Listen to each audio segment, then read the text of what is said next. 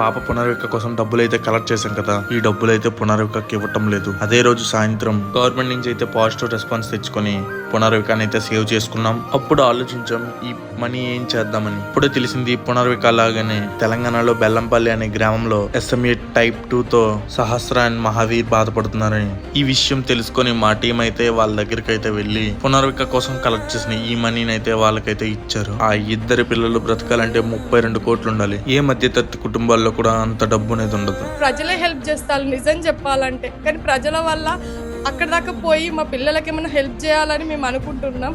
మా పిల్లలకి night oxygen పెట్టండి, మా పాప ఉండదు, పెట్టకపోతే హెడ్ఏక్ లేస్తుంది అని ఉంటుంది.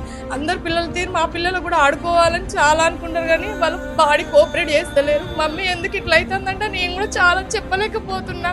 మా పిల్లలకి ప్రాబ్లం అయిందని కూడా నేను అసలు చెప్పలేకపోతున్నా.